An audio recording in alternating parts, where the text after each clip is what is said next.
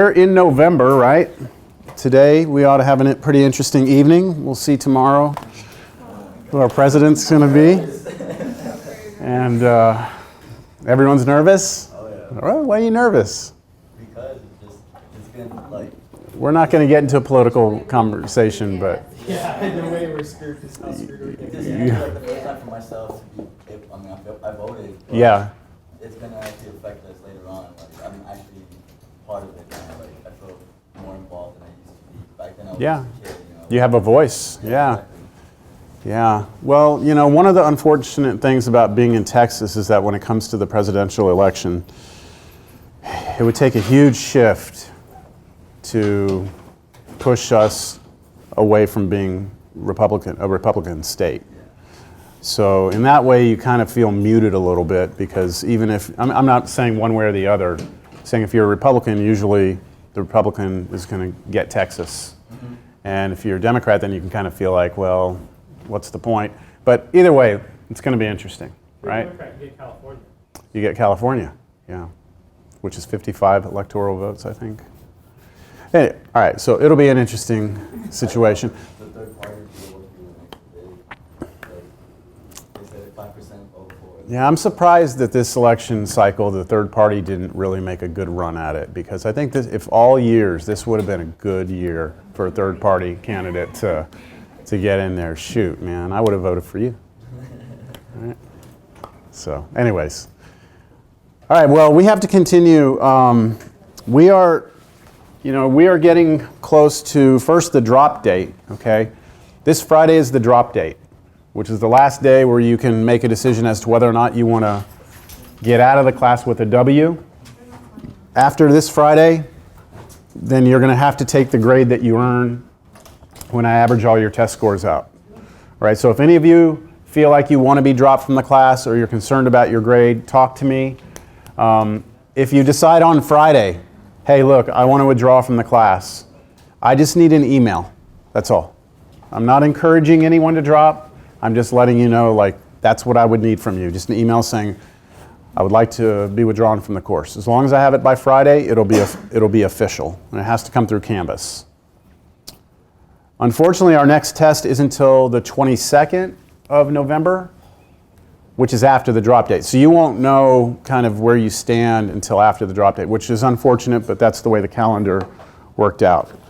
I have a bunch of stuff.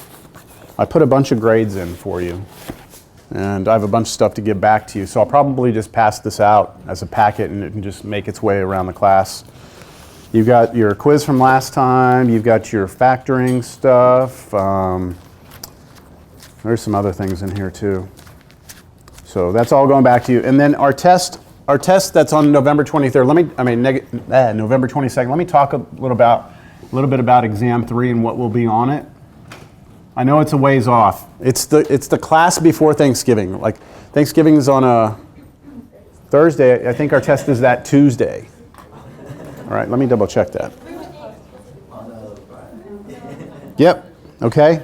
The Tuesday before Thanksgiving is our exam. All right. What's that? Huh? You thought we were off? What? No, I thought like we took the whole week off, but we don't. Oh no. That's funny. I wish. All right. So on this exam, here are the things that you're going to need to be able to do. I just want you to start looking ahead. All right. You need to be able to sketch a polynomial function. Do you remember what those were? They look like roller coasters, and then that's where we talked about like touching or crossing in the multiplicity.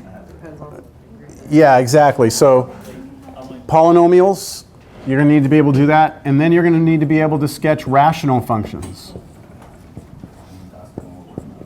And that's the one we just finished up.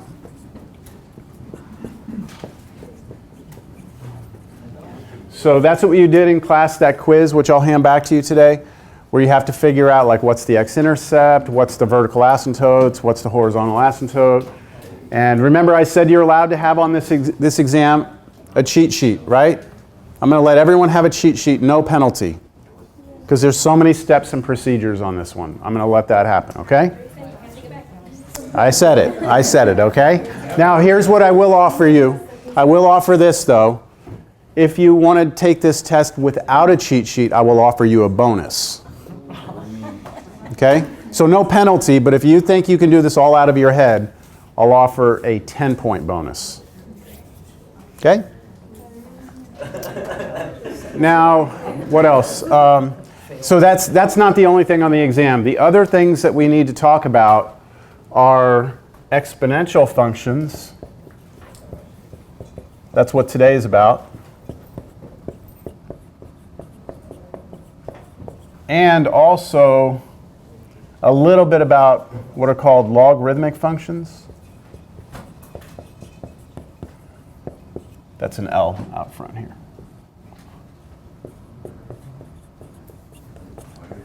And for each of these exponential and logarithmic functions, there's some problems that involve like finance, like you put money into a savings account, you want to know how much money is going to be there after 2 years or something like that. So there's some other problems other than sketching that are going to go along with these two. So other types here of problems. All right, so we've got 2 of the 4 main concepts down for the test. We're going to spend today on exponential functions.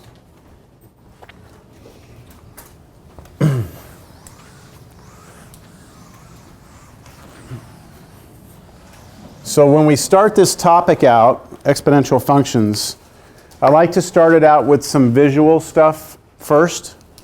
And what I'll do is I'll remind you of the graphs that we already have. We have straight lines, right? We know how those look. We've got parabolas. We've got these roller coaster looking things that do crazy things like that, right? And I said when we started rational functions that none of these really did behave the way that we would need them to behave to talk about something like that lifespan thing, right? Probability of being alive, like we needed something that kind of went and got closer without it getting there, and the rational functions worked good for that, didn't they? So the rational functions, we would have like vertical asymptotes and, like the quiz you just had last class, it looked something like this. I think it was something like this. Okay, but that's what a rational function could look like. And we did different ones and they all looked different, right? But they had main characteristics: x-intercepts, vertical asymptotes, horizontal asymptotes. So these are our functions that we have up to this point. Each one of these models in the real world something different. So what I'm going to do now is I'm going to propose a couple of problems to you. I'm going to present them to you. And then we're going to see if any of these would behave the way that we would need them to behave to represent this problem. So we're going to start with, let's see, I need someone to sacrifice a sheet of paper to me. Okay, hold on. Yeah, sorry. I'll use this one. Thank you. Weren't fast enough. All right, so this is going to seem kind of childish, but look at this right here. How many rectangles do you see? Just one rectangle. Everyone agree this is one rectangle? Yes? Can we all agree on that? That's one rectangle? All right, I'm going to make a T-table. We're going to call this problem the folded paper problem. Folded paper. Here we go. So I'm going to make a T-table like old school style. And here I'm going to have the number of folds. And here I'm going to have the number of rectangles. I'm going to make a list. All right? So if I do not fold this piece of paper, right, no folds, how many rectangles are there? 1.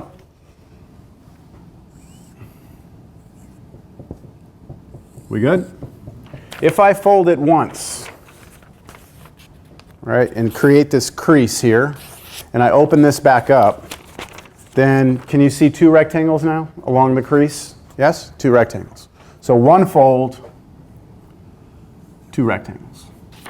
Now, let's do it again. I fold it, and let me fold that one in half again. So I folded twice now. When I open this up, how many rectangles am I going to see? 4? Can you all see the 4? Yes? Okay. So 2 folds. I got 4. Most people are able to agree with that and kind of predict what would happen. Let's see about one more fold though. So 1 fold, 2 folds, let's go 3 folds. How many are going to be here? 6 and 8 is what I'm hearing. 6 and 8.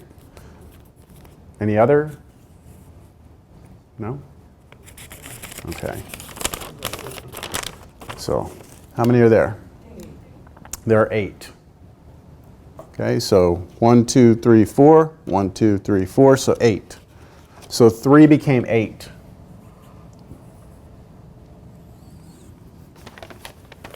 Again, 4 folds. 16.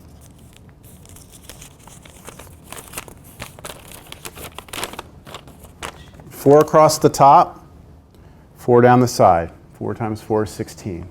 So do y'all see the pattern? What's happening here? Every time I fold, what's happening to the number of rectangles? It's doubling, right? It's multiplying by 2. I take 1, multiply by 2, I get 2. Take 2, multiply by 2, I get 4. Take 4, multiply by 2, I get 8. 8 by 2, right? And I keep doing it. So if I did it 5 folds, I should get how many? 32, right? So let's see if I can fold it. 1, 2, 3, 4, 5 folds, right? 5 folds, 32 rectangles.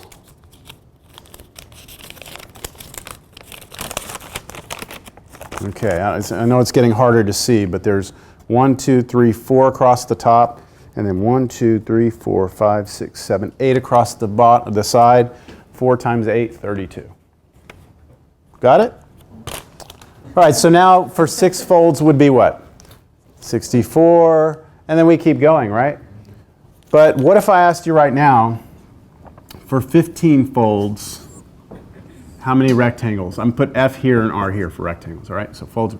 So how would you do that? Well, we'll talk about that in a second, me trying to fold it 15 times, but the only way you're going to know how many rectangles are for 15, the only way you're going to know from what we've done here is by just going all the way out to 15. Like going to 6, right? That would be 64. Then you go to 7, you get what? 128. Then you keep doing that, doubling until you get out to 15. Do you all agree?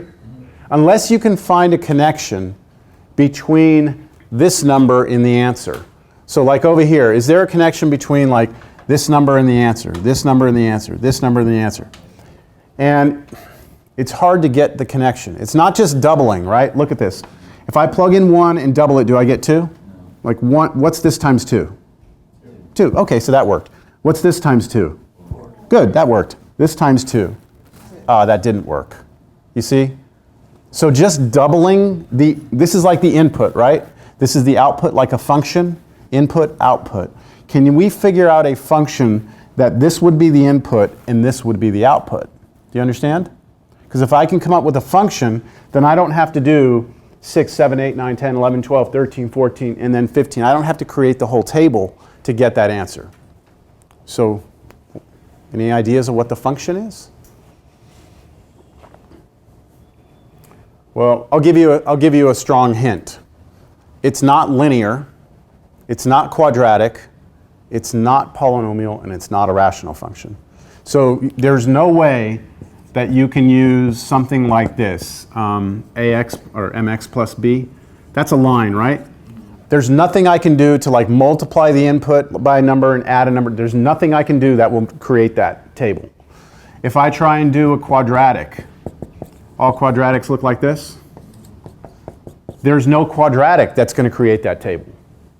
There's no polynomial, and there's no rational function. So of all the functions we've looked at, none of them behave this way. All right? So what I'm going to do to kind of help you see it is I'm going to rewrite each of these numbers. All right? 2, I'll put it in a different color. 2 is 2 to the first power, isn't it? Isn't 4 2 squared? 2 times 2? Isn't 8 2 times 2 times 2 again? That's 2 cubed. And isn't 16 times 2 again, so 2 to the fourth? and this should be 2 to the 5th. Do you see the connection between the input and the output? What is the connection? 2 to 50. Yeah, the power up here, right? This power is this number. So 2 here, that's this number. 3 here, that's this number. Got it? So if I'm going to try and figure out how many rectangles I would have with 15 folds, it should be what? 2 raised to the 15th power. Now there is a key on your calculator. Okay, you need to find this key. Make sure you know how to do this on your calculator. Who has is that the calculator for this class? Where is that key? It's the Yeah, that caret key.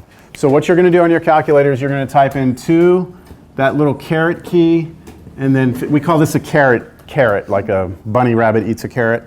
That's a caret key, raised to the 15th power. And tell me what you get. 32,768. So that's what this is.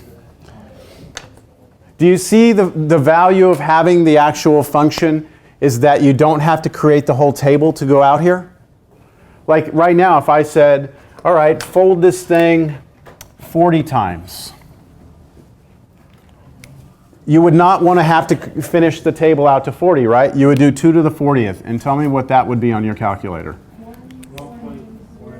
1.0 9951 628. Oh, there's 1 right here? Yeah. 11628 what? Times 10 to the 12th. Times 10 to the 12th. What does this mean? Well, we haven't really talked about scientific notation, but all that means is what? There's 12 zeros after the end of the decimal. Uh, Or no, I'm sorry, there's 12 zeros. You're going to take this decimal point and move it 12 decimals to the right. So this number, if I move this over 1, 2, 3, 4, 5, 6, 7, 8, 9, 10, 11, 12, then it's really the number 10995111628. Then I have 3 more spaces, so I'm going to put zeros there. 0, 0, 0. That's the number. And if I put some commas in here, we might be able to figure out what this number is. Let's see. Okay, this is ones, tens, hundreds, thousands, 10,000s, 100,000s, million, 10 million, 100 million, billion, 10 billion, 100 billion, trillion. So if I could fold this over 40 times, I would have 1 trillion rectangles. That's kind of crazy, isn't it?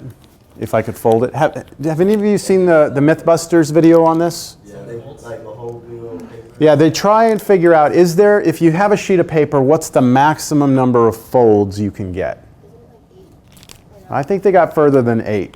I think they got to 13 or what? They stopped at 7. They stopped at 7? Yeah, Really? It wouldn't actually fold. It like would just be kind of on top. Like just, yeah. So let's see, what would be the problem? I've heard that 13 is the biggest. What would 13 folds give us? If we had 13 folds here, so do 2 to the 13th. 8,192. So I want you to think carefully about this, all right? If I could fold this 13 times, if I could, let's think about why that's going to be probably impossible. All right, so here's a piece of paper, right? If I fold it 1 time, how thick is it? 2 pages, right? That's 1 fold. If I fold it a second time, how thick is it now? 4 pages, right? If I fold it a third time, how many pages thick is it? 8 pages thick.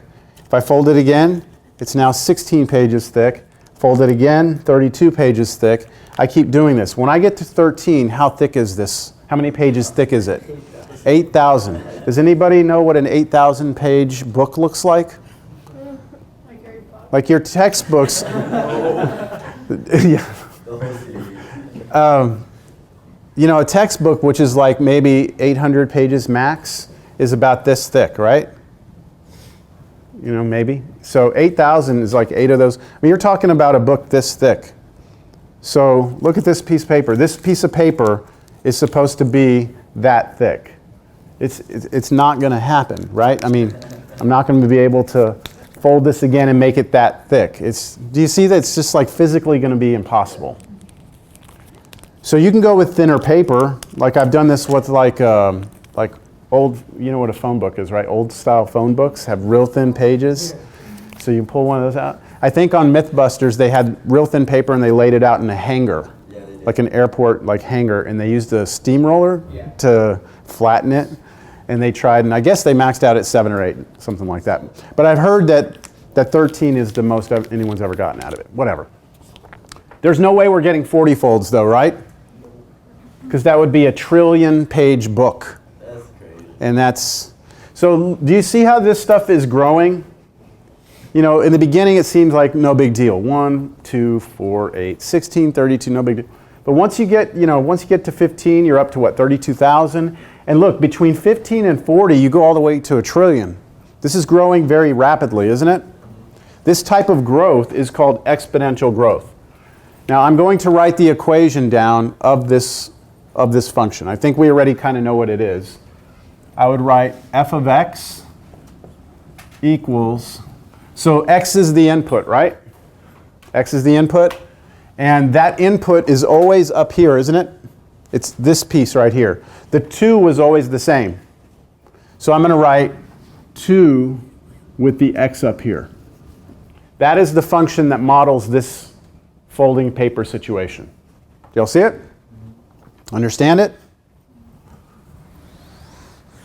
Now I want you to look at that and I want you to compare it, all right, real quickly, just in your minds. Compare this, so this is versus another function, this function here. What's the difference between those two? The x is a variable, whereas the power is not. The x is a variable in both of these, but it's the position of them, right? Here, the x is what we call in the exponent, right? It's in the exponent. The base, that's what we call this thing on the bottom, the base is fixed, it's 2. Here, the base is the variable, and the exponent is fixed. What type of function is this, x squared? What is this? This is a parabola, isn't it? That's a parabola? And a parabola means it's a polynomial. So that's a polynomial function, isn't it? This one is not a polynomial. This is called an exponential function. That's what today is about.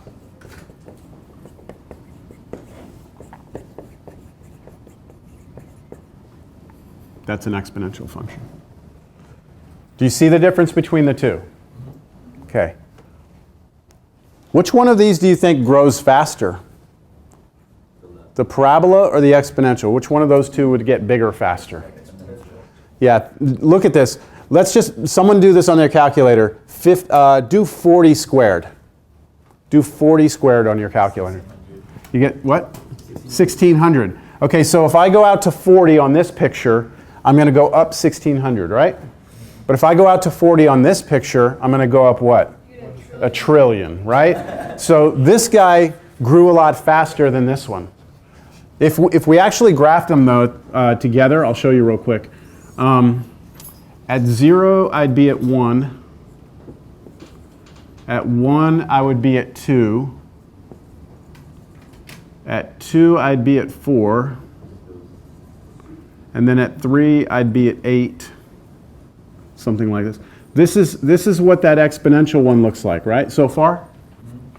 The parabola, x squared, if I did a table for that, would look like this. 0, 1, plug in 1, you get 1. Plug in 2, you get 4.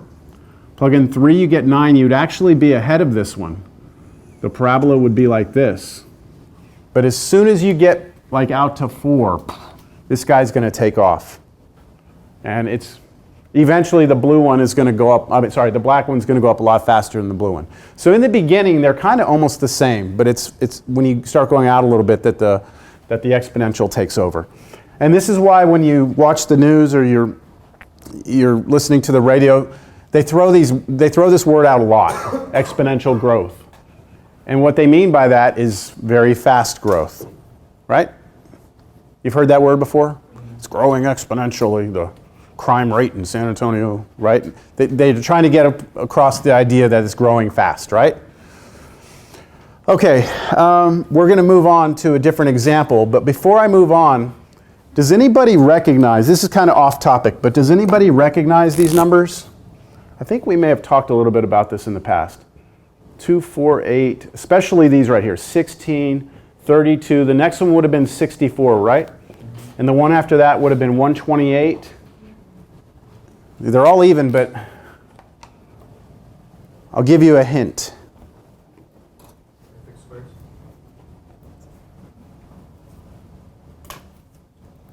Oh, Storage? it doesn't. Storage. When you go buy your iPhone, right? They always offer the model that has what, like 16 gigs of memory, or you can pay a little more and you'll have the 64 gigs of memory, or you'll have the 128 gigs of memory. Right? Right? You've heard these before? Oh, yeah. So why isn't it that they offer like an iPhone that has like 15 gigs of memory or 70 gigs of memory? Why is it always these numbers, 16, 32, 64? This is also those little jump drives, right? You go buy those little flash drives that you can plug into your computer. It's always like 8 gigs, 16 gig, 32 gig. Why is it that? Have you ever thought about that? Probably not, right? All right, so here's why. It comes down to something very simple. All of these numbers, when we see these numbers appear, it's always like on a phone or a computer or some sort of electronic device. And all electronic devices, all computers, they only know two things. Yes? They only know two things? What is it? What's that? 1 and 0. 1, 0. Right. Do you remember me doing this? No? I didn't do this in here? A computer knows two things. Off, on. That's it. Off, on. Off, on. That's all a computer knows. You either have a signal being sent or you do not have a signal being sent. And we interpret that as zeros and ones. That's how a computer works. It's zeros and ones. Everything is what we call binary. That means everything is based on two things. So everything comes in pairs. So it's either going to be 2, or you could double that and be 4, you could double that and be 8, double that and be 16, double that and be 32. And okay, any of you use a Windows computer? Okay, if you use Windows, your Windows that you're running on a computer, they either say it's the 32-bit version or the 64-bit version, right? That's what we're talking about. Everything's in twos. So the next version of Windows would probably be a 128-bit version. And that's where the numbers come from. It's because everything has two options, and that means 2 is this base. Everything's base 2. Those numbers are going to naturally occur. With me? Okay. I mean, it's just an FYI. It's because 0 and 1 that we get this sort of binary thing. Why didn't you say like there's like some technical batteries? No. And even when you do I heard someone say terabyte, right? A terabyte is, when you go buy computers and says it has a 1 terabyte drive or a 2 terabyte drive, that's just to make life easy on us, okay? Because we're down back on that table, we're at 1 and we're at 2, right? So the next one they should have is like a 4 terabyte drive, and the next one would be an 8. Even though they do sell some that are 3 terabyte and 5, if you actually look at the size, it's a power of 2. All right, we're getting way off topic. Don't worry about it. Okay, do you have that piece of paper, that sacrificial piece of paper? Do you still have it? Yeah, can I use it? Yeah. All right, now we're going to do another problem. All right? We're going to do another problem. This one, I'm going to cut a piece of paper. Cut paper in half.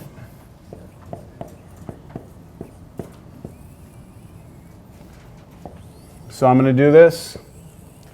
This is going to be the number of cuts, and this is going to be the length. All right, so let's do this. Let's just say, to make life easy, that this piece of paper is exactly 1 foot long. All right, 1 foot. I know it's not, but let's just say it is, right? That's 1 foot. I'm going to come in here with my scissors, and very precisely, I'm going to cut this thing perfectly, just right down the middle. I'm going to cut it in half, all right? So right now, how many cuts are there?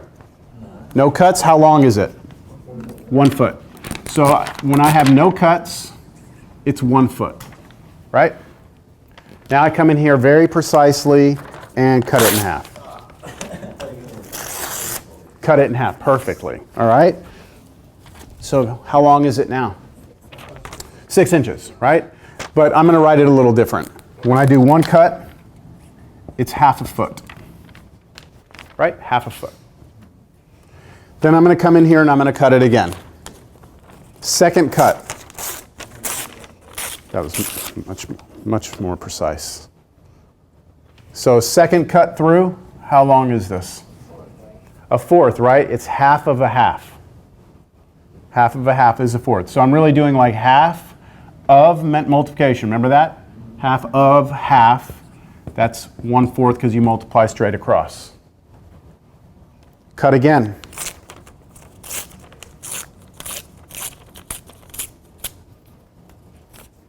That's half of a half of a half. 1/8.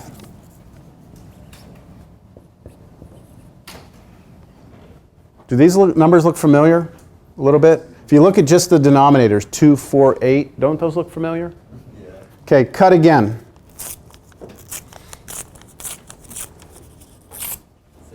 1/16.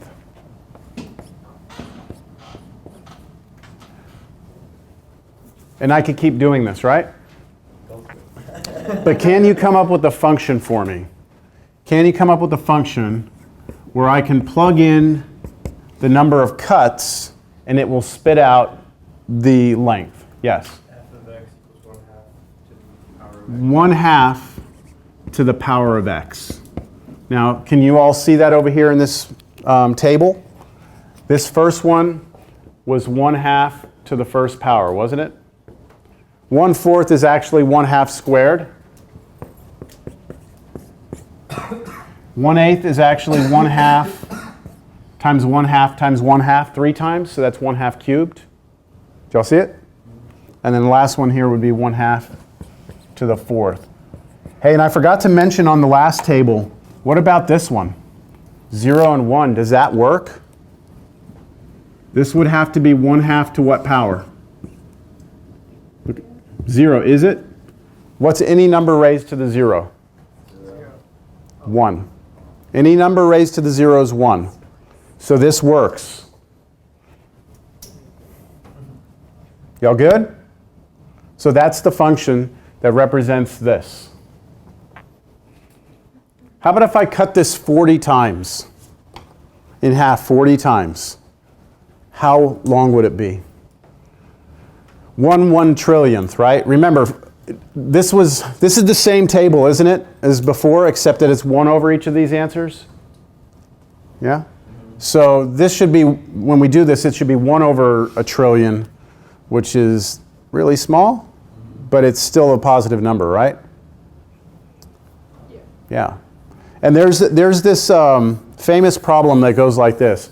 Let's say that I start over here on this side of the room, and I walk halfway across the room. So I walk halfway. How much further do I need to walk? Once I stop, I need to go halfway, right? There's 1/2 of the room left, right? So let me walk halfway again. Now how much of the room is left? A fourth. So I walk halfway again. How much of the room is left? An eighth. So I walk halfway again. How much is left? A 16th. Halfway again. Halfway again. Right? I could do that forever. I'll never get to the wall.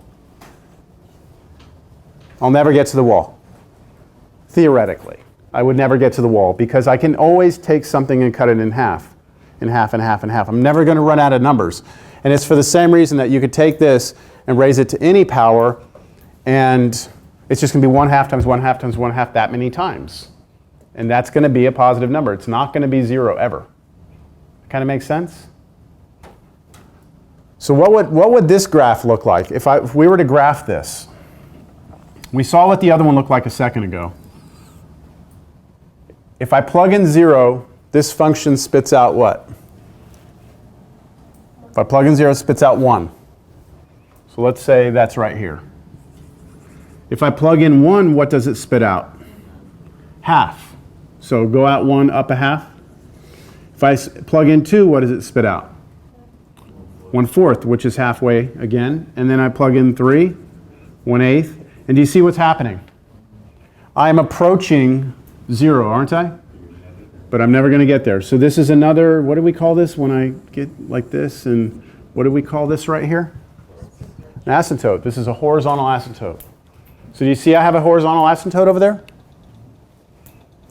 So this function right here, if I were to graph it, that's what it would look like. So far, we still have a little more work to do. You good? All right.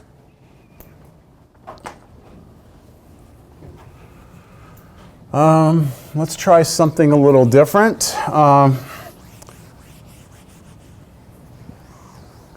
This will be our last example.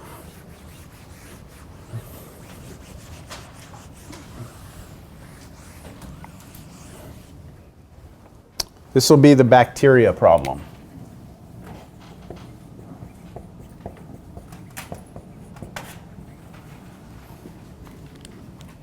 Let's say that I have this certain strain of E. coli, a bad bacteria, that, I don't know if y'all know the way bacteria work, but you have a bacteria, and then what happens is over time, this thing duplicates itself. So like it'll just, you know, if this is like we're looking at it over time, it'll start to almost like look like a peanut, and then it'll eventually just completely break apart and become 2 bacteria. It'll just kind of morph and then just split off into 2. Right? And it takes a certain amount of time for that to happen. Well, let's say that we have a bacteria that actually doesn't do this. Let's say it does something like this instead.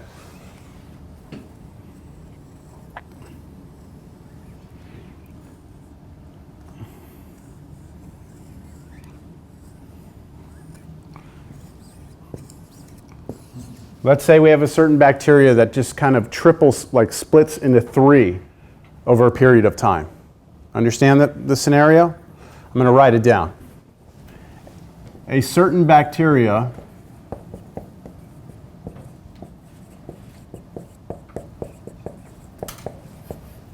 triples every day.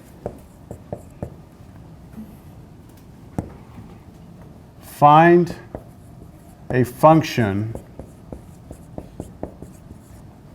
which represents its growth.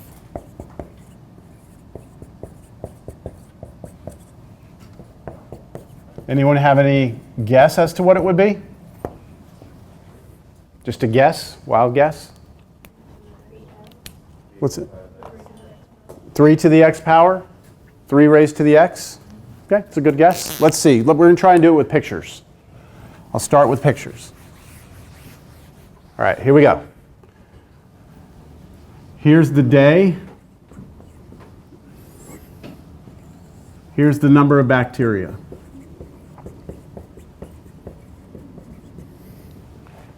So there's my table, and here I'm going to draw the picture over here. Here's one bacteria, and I'm going to make him a happy bacteria. There he is. That's the first bacteria we have. Okay, there it is. We're going to say that we're going to start the clock now, all right? So on day 0, there's one guy there. Okay? One day later, there are 3 bacteria, and these bacteria are still pretty happy.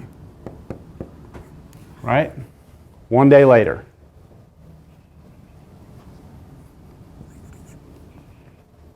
You all right? You can go walk around? You're good? Okay. How many bacteria are going to be there after 2 days? 6? 9. Why? Because Each one is going to split into 3. So this one's going to split into 3. This one's going to split into 3. This one's going to split into 3. Now you have 1, 2, 3, 4, 5, 6, 7, 8, 9 bacteria. They're not getting smaller. I'm just showing you because, you know, I don't want to take up the whole board with bacteria. So after 2 days, we have 9 now. What's going to happen after that third day? Boom, 27 now, right? 1, 2, 3, 1, 2, 3, 1, 2, 3, 1, 2, 3, 27, right? 27 of these. So each day, it's tripling, right? You start with 1. 1 times 3 is 3. 3 times 3, 9. 9 times 3, 27. 27 times 3, 81. And you continue this, right? Now, if we do look over here, we see that each of these numbers have something special. They're all powers of 3. That's 3 to the first power, 3 squared. That's 3 cubed, right? 3 times 3 times 3. This one is 3 times 3 times 3 times 3. Wait, no. 3 times 3 times 3 times 3. Yeah, it's 3. It's 3 4 times, 27. And then how about the first one? Could we rewrite that as 3 to the 0? Yeah. So do you see that this is that is modeling what's happening here? So the function, which is what we were trying to find a function which represents this, would be the function f of x equals 3 to the x. That's an exponential function. But it's different than the last one, right? On the last exponential function, this number down here was 2. For this particular problem, this particular bacteria, it's 3. Y'all good? Okay. Just curious, how many bacteria would be there after a week? You'll need your calculator. 2,180. So 7, you're going 3 to the 7th power. This is what? 87. Okay. How about after 10 days? 59,000? 49.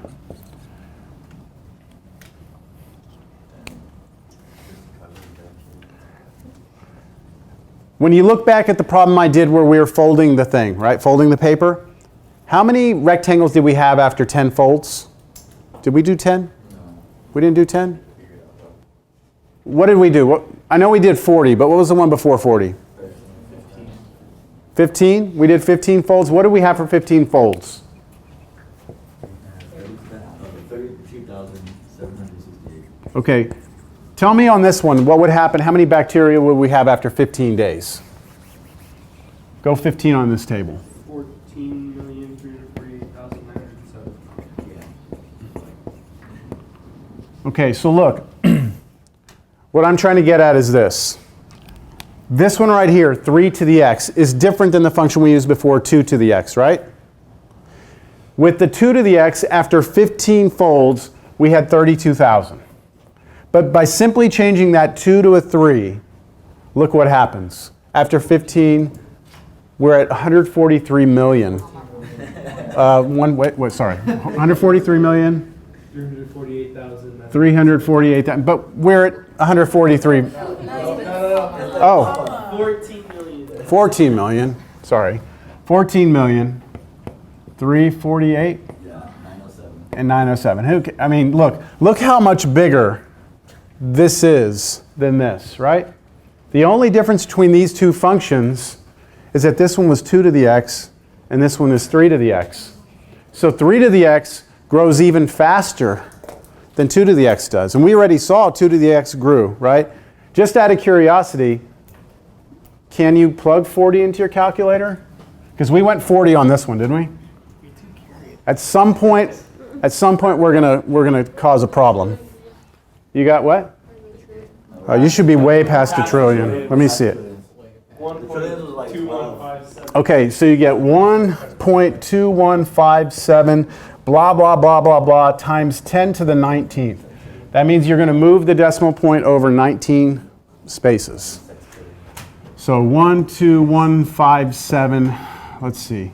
1, 2, 3, 4, 5, 6, 7, 8, 9, 10, 11, 12, 13, 14, 15, 16, 17, 18, 19, 0, 0, 0, 0, 0, 0, 0, 0, 0, 0, 0, 0, 0, 0, comma, wait, comma, comma, comma, comma, comma, comma. Okay.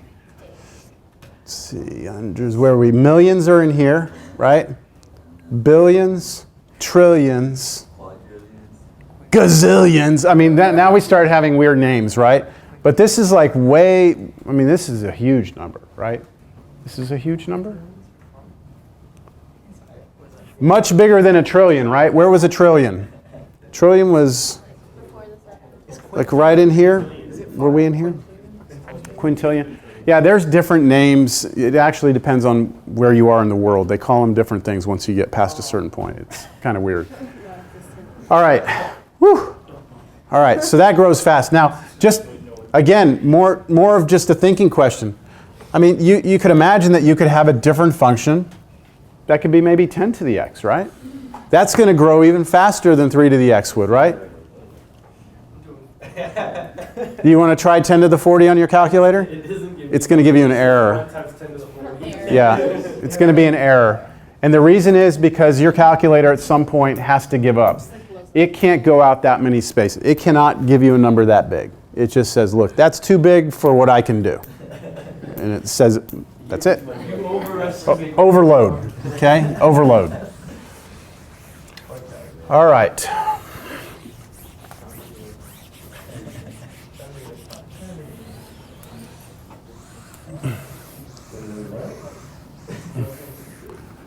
Now, you're probably like begging me to just, let's get to graphing these, right? Because this is what's going to be on the test. I know you're like impatient there, but there's one last thing I like to talk about when we are introducing exponential functions, and that is, what is that thing called? Have y'all ever heard of this? March Madness. Let's see, let's take a vote. Seriously, show of hands. Do y'all know what March Madness is? Really? That's it? March Madness. Basketball, college basketball. No? No idea? No idea. Okay. Well, March Madness is a tournament, a basketball tournament for college, NCAA college basketball teams. There are usually 64 teams. Now, I know they've changed some of that lately, but there are 64 teams that go into the tournament to start. And then they play each other, and if you lose, you're out. If you win, you keep going. And they get down to the final 2 teams, they play for the championship, and you have the champion, right? When the tournament begins, websites like ESPN.com, and there's all sorts of different websites, will allow you to fill out what they call a bracket, which has all 64 teams, and they have who's going to play each other first, like so all the games, and then you try and predict who's going to win, who's going to win. Before the tournament starts, you fill out a bracket, you try and predict each game, who wins, and at the very end, who the last 2 teams are, and then who the champion is. All right? Y'all heard of that? Those of you who've heard of it? Okay, they have these bracket challenges. And the reward, if you actually fill out a bracket correctly, is like millions of dollars. I think Warren Buffett or someone offered, or some rich billionaire offered like several $1 million or something for anyone who could fill out the bracket correctly. All right? Yeah, so let's talk about why no one's going to win it. So let's think about this. If you have 64 teams, how many games will you have in the first round? 32 games. Do you agree? So like, let's say I have a game here. It's Team A versus Team B. They're going to play each other. Whoever's going to win is going to go here. Then I have Team C and Team D. Whoever wins there is going to go here. Then those 2 teams will play each other, and so on and so forth. So what could possibly happen here? In this first game, how many ways could this happen? 2 ways, right? It's one of 2 ways. How many ways could this happen? 2. The next one? So all 32 games have 2 possible outcomes, right? The way we could represent the first round, which is all these first 32 games, the number of different ways that you could have this happen would be 2 raised to the 32nd power. That's how many ways the first round could happen. Each of these could happen in 2 different ways, right? 2 ways, 2 ways, 2 ways, 2 ways for all 32 games. That's this number. First round's over. There's now 32 teams. How many games are in that next round? 16. How many different ways can those 16 games occur? 2 to the 16th. So I take this and I multiply it by 2 to the 16th. Now you're down to 8 games, right? How many different ways can those 8 games take place? 2 to the 8th. Now you go half again. Do y'all understand the pattern? 2 to the 4th, then 2 to the 2nd, and then this is the last game, 2 to the 1st. The last game, there's 2 ways it can happen. Now, there's a property of exponents that says if you have the same bases and you're multiplying, you add the exponents. So take 32, add 16. What's 32 plus 16? 48. 48, add 8. 36, add? 60. Yeah, sorry, I said 36. Okay, this was 48, 56, 60, 2, 63. 2 to the 63rd power. Has anyone done that? That's how many different ways you could fill out a bracket. What do you got?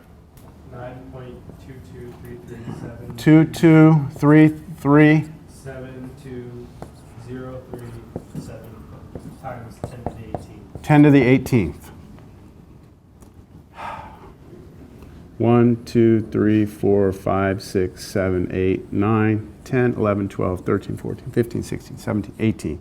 0, 0, 0, 0, 0, 0, 0, 0, 0, 0. Okay, so let's see. I can't put commas. This would be your hundreds place, thousands, where am I? I think you added an extra zero. You didn't need to. Did I add an extra 0? I don't mind. I'll take one out. I'm not worried about it. I'll take one out. Something like that.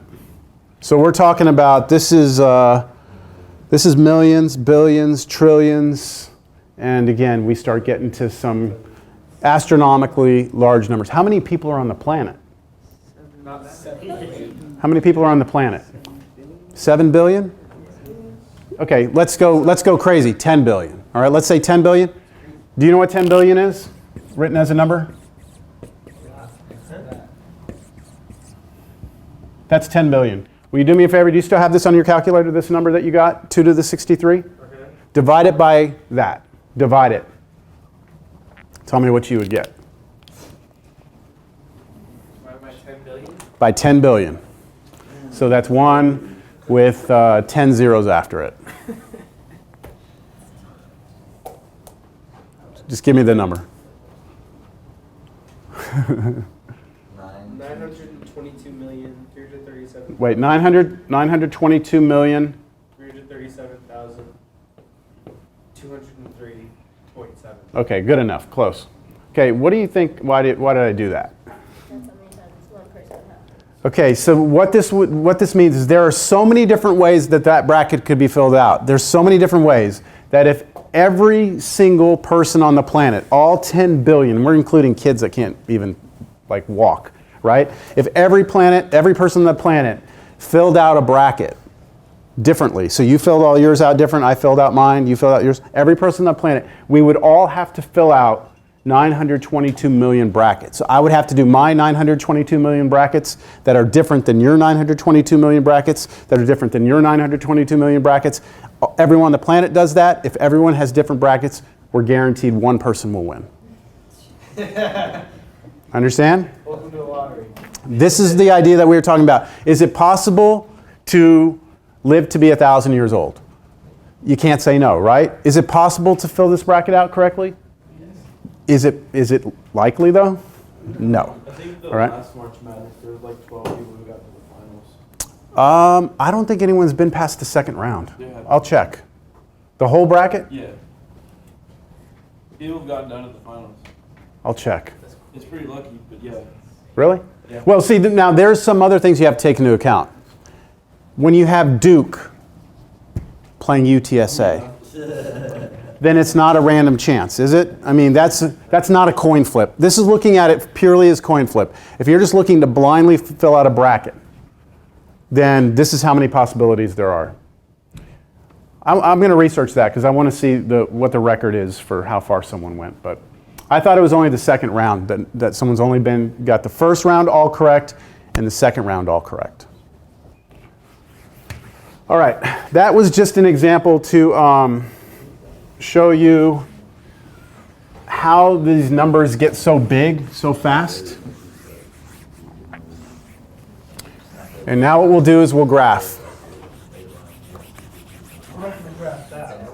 No. Yes, I need your y-axis to go up to 9 times 10 to the 18th. No. All right, so how we sketch these. How to sketch exponential functions.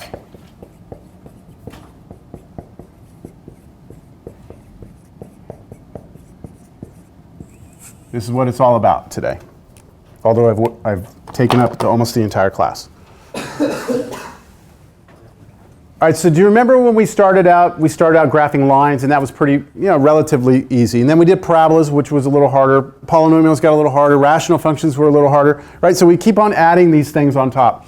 So your instinct may be that the exponential functions are going to be even harder. But I'm here to tell you, these are going to be the easiest of all right? Because the way we're going to do it is by using a t-table. All right? We're going to do a t-table method. So everyone's going to draw a table. Here you're going to put x. Here is the function. Now the function that we're going to use is going to depend on what I give you. All right? And then we're going to have to plug in some numbers for x. And here's what I want. Everybody's going to use the same numbers. Right? We're not going to deviate from it. That way we all have the same graph. So here are the numbers I want you to plug in. Don't write anything down yet. I'm going to want you to do 0, 1, 2, and 3. Right? That seem okay to you? But I also want you to do some numbers we haven't done. So I'm going to put 0, 1, 2, and 3 here. I want you to also do -1, -2, -3. We have not plugged a negative number into an exponential function, have we? We're about to. We're going to see if we can do it. And for this first example, let's use that 2 to the x. Can we use the 2 to the x? Now, throw out of your mind right now the whole idea of the rectangles and the folding. That was just to get you to think about the growth. Let's plug in though. Let's plug these numbers in. Let's start with 0. I'll skip the negatives for now. What happens if we plug in 0? We get 1. What happens if we plug in 1? We got 2. When we plugged in 2, we got 4. And when we plugged in 3, we got 8. Okay. That's all good? What about plugging in -1? 2 to the -1. It's raised, so this, when you write 2 to the -1, that's not multiply these two. This means 1 over 2 to the +1. Now, I'm going to have to remind you, in case you've forgotten, about a property of exponents. See if this looks familiar. Do you remember seeing this some point in your life?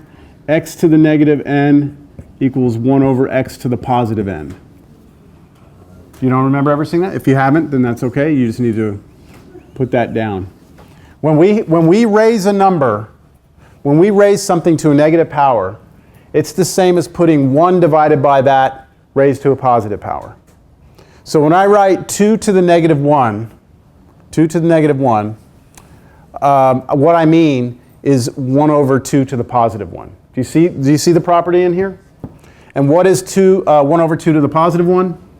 That's just 1 over 2, right? Because 2 to the first power is 2. So that's 1/2. So 2 to the -1 is 1/2. Do that next time you go to the gas station, all right?